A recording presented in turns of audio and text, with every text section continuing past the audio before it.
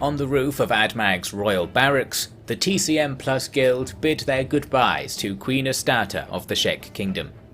After a decent bug-busted celebration due, it was time for the busy business folk to buzz. But two guests in particular did not join the procession out into the street. They hadn't said a word for the whole thing, or in fact, as long as Nuke and company had known them. I speak of Bobby and Claw, Azaya's guards. They waited on either side of the barrack gate, and as Astarte passed them, she stopped also. "I knew this was your doing," she said with a smile. The pair said nothing. "You are more than any invincible has ever been. You kept your vow. So, please, be released from it, worthy ones." "Thank you," Claw said. "Wait, said? What's all this?" The rest of the gang didn't know anything about all of this, so I'm really being very cheeky even letting you know this much already. Bobby and Claw stayed with Azaya, loyal bodyguards as ever, and as a result, Astarte felt only a trifling sorrow to wave her son off down the mountain. Her invincibles would not fail to return him in one piece. Where was the guild going? They were one leg short of full complement, and had a recommendation for a discount limb joint just to the north, Hiver territory. The place was one of a number of fragrant pulpy pods perched alongside the Vane River. Similar villages ran up and down the river, and together formed the Great Western Hive, which was of course orders of magnitude less great ever since Gustafsson had bid them farewell. The discount leg store had a wide selection of old lengths of metal tube welded onto ancient tin cans, and if that isn't a discount leg, what is? While Tiffany tried to walk with the extra 0.2 of a leg she'd been given, Nuke shopped around for a little of the good stuff.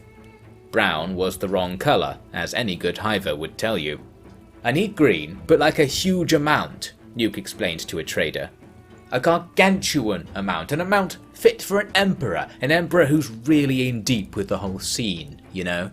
"You have described the amount you need too many times. Please rephrase," the hiver said. "I need lots of hashish, like more than a bucket." "Humans cannot consume that quantity of hashish. It has an accumulative toxic effect." I know. Look, where do you get hashish from?" "I grow hemp in my latrine. I mix hashish in my other latrine. It is from the latrines." Holy shit. Brown, green? By Okran's clippings, I didn't need to hear that. Look, you mad bugger. First, I'd like to say that your sales technique needs improvement. And second, I know that this shit grows in stuff other than shit, so where the shit's the shit for brains? "Excuse me," Gustafsson interrupted. The former prince came over and touched the trader on the shoulder. "You will perish there." "Good," the trader said. "Prince Tashino? He knows. The Great Swamp. It is the place most similar to his latrine. That is the habitat for the plant. Come." "Cool. Thanks, man," Nuke said, following Gustafsson out. "I mean, are you guys like magic or something?" "From one hiveless one to another. How could you hope to understand?" "I dunno. Can you erase memories?" "Sure, do it all the time. Forgot it all," Rick said. He was being massaged by a harem of hivers, his eyes flashing erratically. "We're going, Coinslot." "Well, if you're going, then I'm coming. Oh, I'm too much, really I am." He really was. Following the hiver intel, they marched back to Admag, then to Squin, and finally entered one of the many canyons of the border zone. There was a certain canyon which every Shek knew one should never follow, for it led to somewhere quite foul. "There it is, the swamp," Isaiah reported. They were walking along a track in that very forbidden canyon. Ahead there was a sudden onset of fog, and strange, shadowy tendrils stuck up from the ground, arcing this way and that.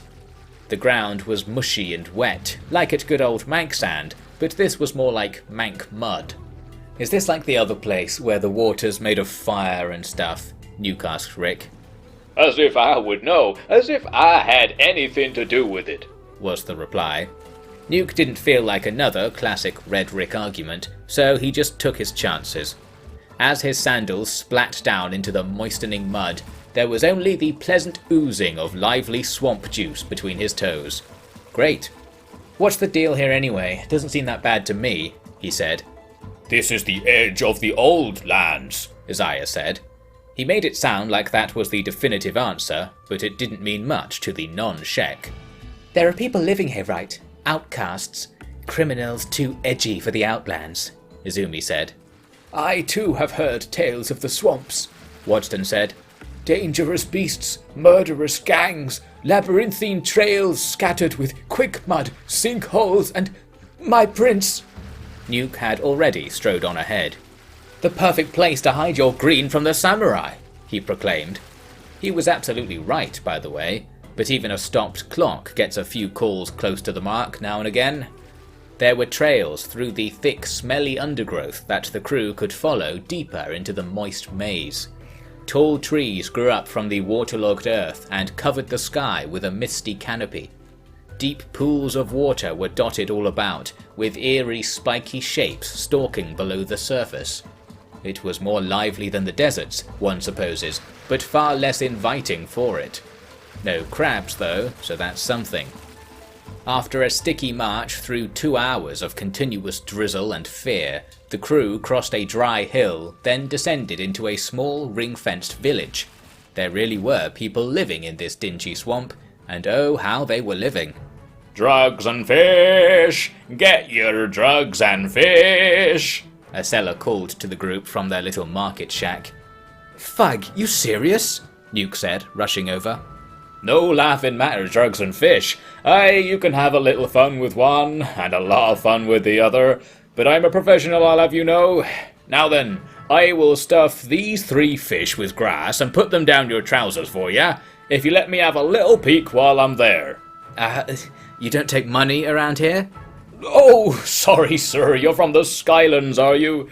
Ah, money it is then, sir. Didn't realise you had such sophisticated taste, sir. I love your hair, sir. Fish full of grass, sir. It'd be cheap at half the price, I tell you, and I haven't even thought of the price yet, so you know I'm being honest, sir. Nuke was sold, and very quickly the vendor was sold out. It wasn't enough for his imperial needs, but it was served creatively, and that's the sign of a true greengrocer. There's another one! Nuke excitedly reported to the guild. Yes, he had been tipped off that just down the road was another well-stocked village, and by road I mean 3-inch width of mud in between lakes of man-eating critters, and by village I mean a series of large buckets filled with humans suffering from a certain accumulative toxic effect. It was a wonderful day out down the shops, all in all. However, some local ruffians seemed set on spoiling it. Beside a mercifully wider part of the road, a gang of soaked swordsmen burst from a nearby pool. "Come to the wrong swamp, city slicker," one called out. "Is there another swamp you'd recommend?" Nuke replied. Yeah, there's a spot over on t'other side. Oh, wait, they always gets me with their words, they do. Die and give me your money, you tourist.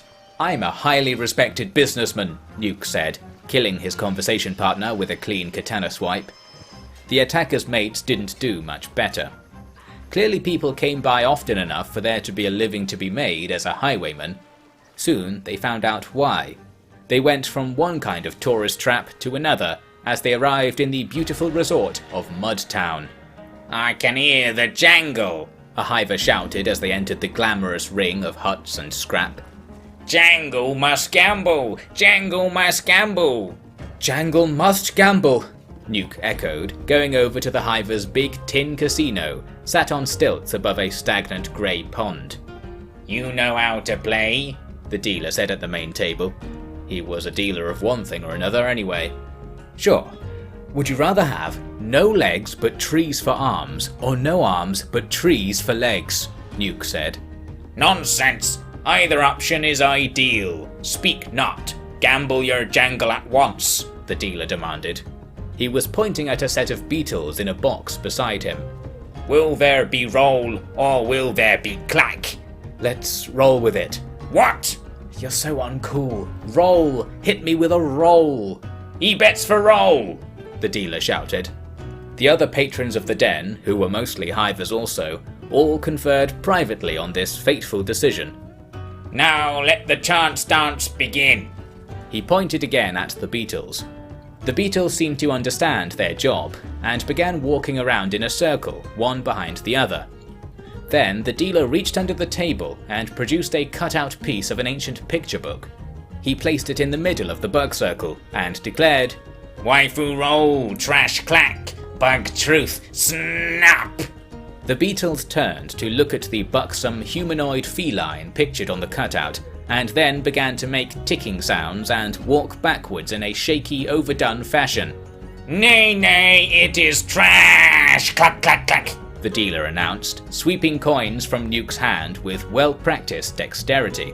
Fug, did I lose? Nuke said. Rick appeared beside him. Let me try something, he said. I'll put 2 stacks on a roll right now. The dealer reset the table and produced the next sample picture. It looked a bit like a crab, only with long flowing hair, complete with plaits and a bow. The beetles carefully scrutinized the piece. Then, as Rick was seen scratching his arm, the beetles jumped onto their backs and rolled from side to side, waving a leg in the air. Rollin' whip, this is the ship. The truth is revealed and the gentleman wins, the dealer said. How about that? Rick won enough to overturn Nuke's loss, with enough change left over to buy Gustafsson a present. One of the hivers there was a sword for hire. Back out in town there were fresh market stalls and shop-like sheds to visit, and here the mother lode to load Nuke's father was found. Mate, you got any illegal drugs? Nuke asked the shopkeeper. Is there any other kind? The man replied, opening a chest that was packed with neat cuboids of deep mottled green. Narcos, tapeworms. I need this, but like over and over again. Where are you getting it from? I can't go telling you that, can I? But don't you worry, my munchy little man, I can supply you with enough stuff to, say, picking a purely hypothetical example, get a very rich and powerful man to give you all his property in a binding contract before all the lords and ladies of a hypothetical polity or state, my man. Whoa, that's roughly, very approximately. I know exactly what you mean, my man. See that tree back there? Hollow on the inside it is, and it's packed full. We'll be on the bloody 5th Empire by the time I run out of stock, won't we? The promised land had been found. Nuke bought some 100 kilograms of the good stuff. He would have got more, but poor Gary had to carry all this, along with an indescribable assembly of other junk. Then something really strange happened. Nuke unwrapped himself from his ninja cosplay outfit. He stopped being invisible all of a sudden, Isaiah commented. Yes, my man, I am no longer going to hide anything. I am a drug dealer, and I'm proud of it, Nuke announced. I bring happiness, addiction, and the spirit of justice. Low prices for the low, high prices for the high, and I assure you, the high will pay anything. The Nuke Tashino International Green Team Power Pipeline is founded. Cheers all round, I expect. Even Azumi was somewhat impressed, although I think that might have been because under all those raggedy sheets he'd been wearing, he was actually not so hard on the eyes. Could she convince him to remain out of costume for long? Best take a picture while it lasts, eh? Anyway, the word in the markets was that this tourist trap wasn't even the place where serious businessmen did their serious business, for the serious stuff was actually in the next town over, the capital of the swamp, known as Shek. As a result, there was no luxury hotel on the Mudtown Strip for the guild that evening, and they all plodded down the so-called path to this so-called capital. Shek was a real swampers town.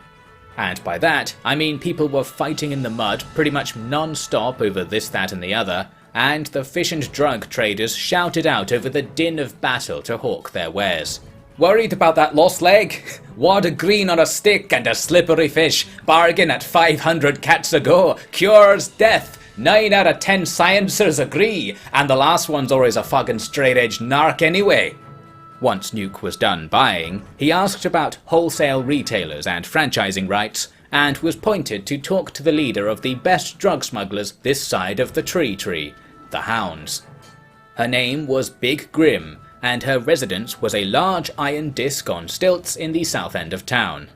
Proceeding through the constant brawls to reach it, Nuke found it filled with burly, heavily armed types, eager to inquire after what exactly Nuke was looking at, and show further interest in any problems he might have, going so far as to kindly refer to him by the title Wise Guy.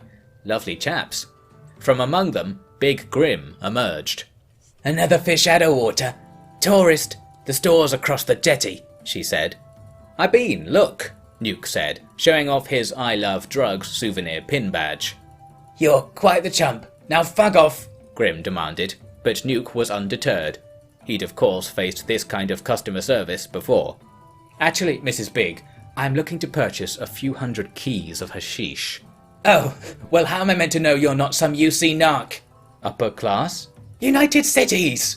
Oh, that's what that stands for. Well, that explains some stuff. "So you're an idiot? Just the way I like 'em. Look, kid, if you want to deal with the big girls, you gotta pass the test." Grim gave Nuke a bundle of the good stuff. "Easy job, then we'll make a deal. You sell that in the UC, come back, and if you haven't knocked out or been fucking enslaved, then yeah, I'll listen." "And what'll it cost you to get me to tell you exactly how you make this stuff?" "For you, all the money in the world." "Do you accept payment in human teeth?" "What the fuck?" "Sorry, having trouble with the currency exchange stuff." Indeed, the Bugmaster's priceless teeth of youth were barely being accepted as legal tender anywhere, but this was still a promising lead. With the help of the world's leading monoculture gardening enthusiasts, maybe Nuke really could bring about his green revolution. And like any good movement, it was to begin with a crime. When he told the others of the plan, they were all quite relieved. "Then I shall plot a course back to the Great Desert. It would be good to return home," Wadston said. "Yeah, could pick up my stuff from Heft, maybe," Izumi said. And off a few manhunters for good measure," Isaiah added, but Nuke shook his head. "Guys, we don't need to go that far. We can just go to the other empire." "There's another one?" Els asked. Yeah, you didn't know. Down the south coast." "I heard they all died long ago," Elena said. "No way, my auntie went down there. It's a thing," Nuke assured them. "He's right. I passed through it just a few years ago," Isaiah said. "It was the most awful land, a land of death. And that's saying something, eh? But I saw samurai and empire flags here and there." "I'm telling you, it's all good," Nuke said. "I mean, why not have a little something on the other side of the world for a rainy day?" "Rainy day? Forget that. Do you even know what united means?" Izumi asked. "Sure, means they hate other people a little bit more than they hate each other." "Then there is hope for a human-Shek alliance yet," Isaiah remarked. So yes, the group set off, even though it was still dark, heading south towards this rumoured other United Cities empire. Fortunately, the southern side of the swamp was a little more civilized than the north. The gangs kept the trails in better condition, probably to maintain good smuggling routes into this very same southern empire. The geography was more favourable too. While in the north the swamp was bordered with thick undergrowth and steep cliffs, the south edge petered out gradually into a friendlier course of wetlands and freshwater lakes. Small plants and heathers flourished, growing around piles of old bones and poisonous fungi. The dominant species here was something rather special. "Thousand Guardians, assemble!" Isaiah called when he spotted it. Everyone rushed up to him, weapons drawn, but ahead of them was a convoy of plodding swamp turtles. "Thousand Guardians, by the left, appreciate the majesty of nature." The squad followed their orders. The turtles, by the way, were about 20 feet tall, standing on 4 huge legs, with perhaps 10 feet of multicoloured shell on top. They paid the guild no heed as they wandered by. "Well, that's new," Rick said. "Did you see them before, Isaiah?" Izumi asked. "Indeed. However, it's too... The swamp ninja operate here, hunting the poor creatures. Slavers, too, if there's no one to pick up on their rounds. I wonder how long it will be until they are all gone." "Fucking hell," Nuke muttered. "People just can't leave shit alone." "They gotta eat," Sandor said. "Then let them eat choco bread," Nuke declared. They carried on a little ways, and sure enough, just behind the turtle flock, there was a band of ninjas stalking them, clad in green with their faces masked. "Fucking eat choco bread," Nuke shouted at them. This was interpreted as some newfangled big city insult, and a fight broke out. The ninja clearly did not have the element of surprise, and it ended poorly for them. Perhaps a turtle was saved through such careless scuffling. Anyway, they happened upon the main road into the Southern Empire, and following it really did lead them to something looking a lot like the United Cities. A small fortress was built beside a river in a little gully, and inside was the city of Clownsteady. What this name could possibly mean remained a mystery, for upon entering there was no evidence of clown tolerance. Quite the opposite. The local samurai were going house to house rounding people up and throwing them in jail. Nuke asked a guard at the gate what was going on. Oh, don't worry, sir. There was a rumour that those swamp rats have been smuggling illegal narcotics into the city. Won't be having any of that here. Not even like a little bit. Zero strikes rule is in effect here, sir. Being a drug dealer is illegal, whether you dealt any drugs or not. So this didn't seem like the best place to fulfill Nuke's little side quest. Soon everyone resolved that they really should just go home, and soon they would. But not only would Nuke come up with a genius way to win the allegiance of the hounds without getting his 0th strike, but he would stumble across the first whispers of the ultimate secrets, the forbidden law of grow your own. As such, getting home would turn into an adventure in itself.